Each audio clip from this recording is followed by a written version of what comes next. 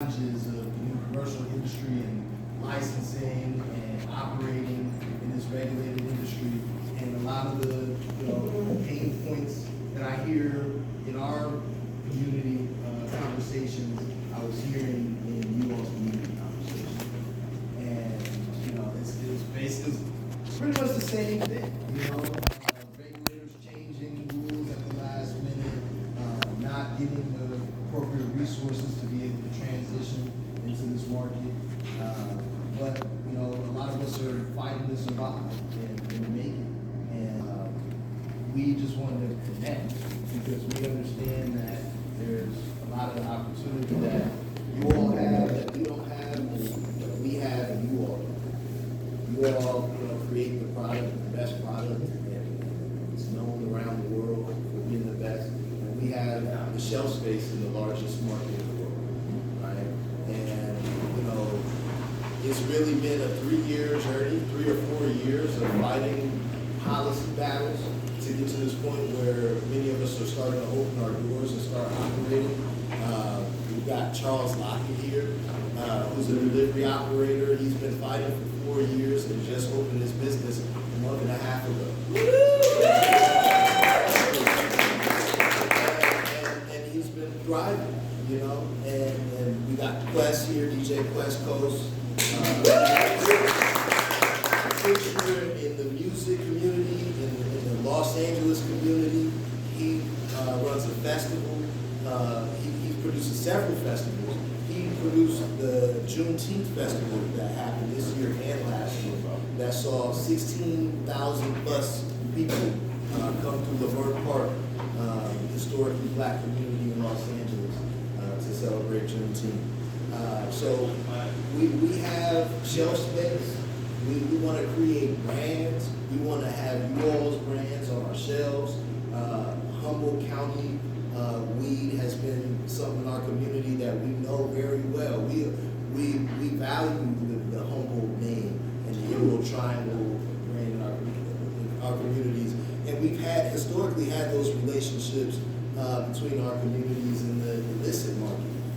But trying to establish those relationships in the commercial market has been really challenging, and there's been a lot of barriers between us. And we want to break those barriers down and build that relationship back up in the commercial industry, so we can all, thrive in business together. So that's why we're here.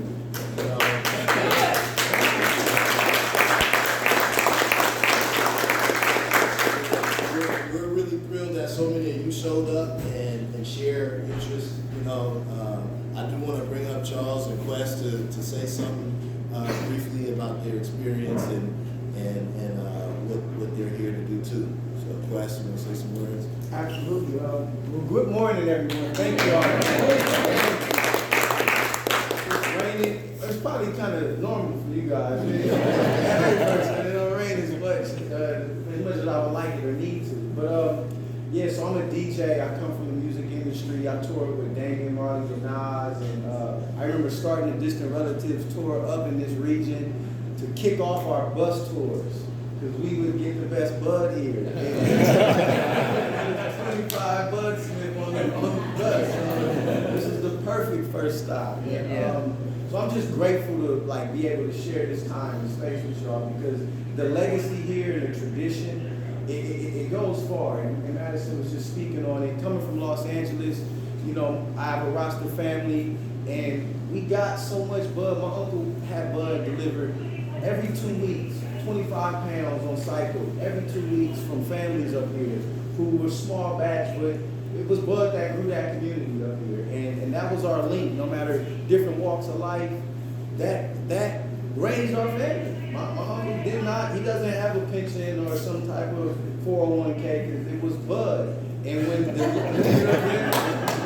the laws changed, his business got phased out by operators who had brick and mortars, and it wasn't possible for him to have a brick and mortar because it was getting raided every time, And so, to carry on those traditions and to be able to lock arms with this legacy that we've built together, it's serendipitous, it's timing, it's perfect, So I have a retail space in LA, in Mid-City, in the West Adams area, which Madison was talking about some of my festivals. I started the West Adams Block Party with Delicious Pizza and Delicious Vinyl Records.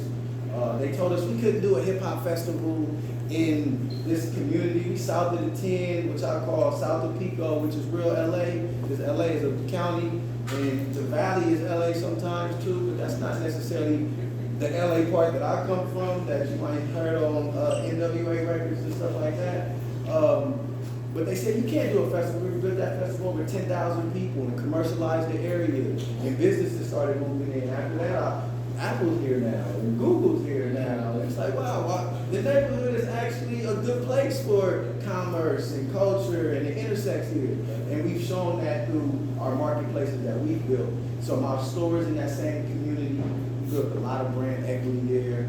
The community, it needs quality. It needs authenticity. It needs clean products. We want that. We care about what we put in our body, you know? And so it's us. It's on us right now to lock arms, to fight our way through I call it the great calibration of commercialization. We're in it, you know, and us together, small businesses, that's our alignment right now. So let's just be vigilant and know that you got Southern Cal brothers and sisters who want to see you guys win. And we know that together we can kind of just make a little mark. We don't have to take the whole pie, but just a little piece will save our families for generations.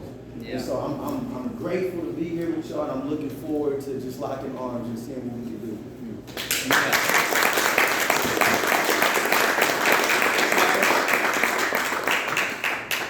There's no way I can go by. That's a setup. But anyway, I'm Charles and Lockett. This is my son, Charles Jr. We run a delivery service in Los Angeles called SGF Delivery. I got into the cannabis space in Los Angeles. I was born and raised there. And I had a career-ending injury in the NFL. I was with the Steelers, and so I had an injury there. 3 years after that, in the late 80s, went to the Redskins. I had to retire because of injuries. After that, team doctors were giving, the cortisones and all the prescriptions. I had shoulder injury, nerve injury. Then after a while, I got on the Charlotte's Wet sativa strain. Started taking the tinctures a little bit. 3 months later, Charles looks at me and goes, "Dad, you're not walking like this anymore." I said, "I'm not." And I looked around and he said, "No, look in the mirror." I didn't even realize I was healed. I was like, wait a minute, this. So, how many of you guys remember the Collectors back in the day, right? Oh, yeah. So the Collectors was professional athletes, people that just love the outdoors, hiking, mountain biking, anything, you name it, that was our group. And so from there, Simply Green Farms was birthed, which is our brand, and then we fought for the delivery with medicine for 4 years. City of LA kept kicking the can down the road. I'm out hundreds and thousands of dollars, so we had to regroup as a family, and here we are today. So I'm honored to be here. I'm choked up you guys came. I'm excited.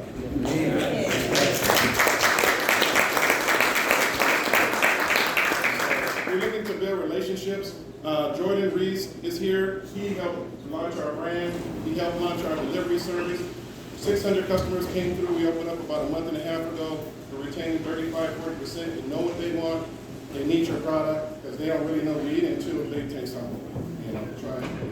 So we're excited. Looking forward to the relationships. Right.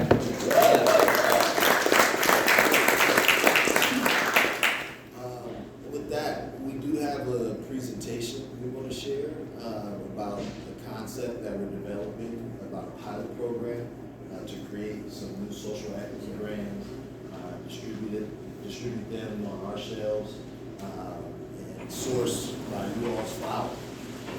So I'd like to invite Jordan to come share that with us. Yeah, so I got cards for everybody.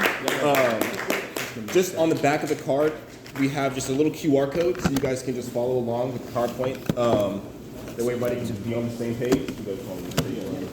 Take one, pass it down. Take this food here. I'm debating if I should. Now I got to freestyle. Yeah. Well, no, you can go on yours. I'm going from the heart. Yeah, there you go. Keep the cards and then pass it.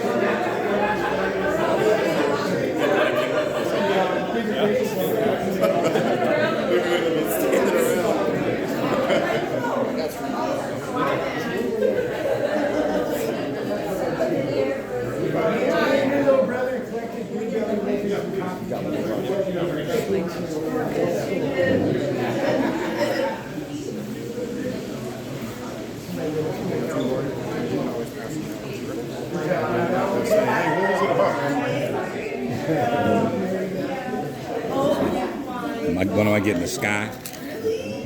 Let's see.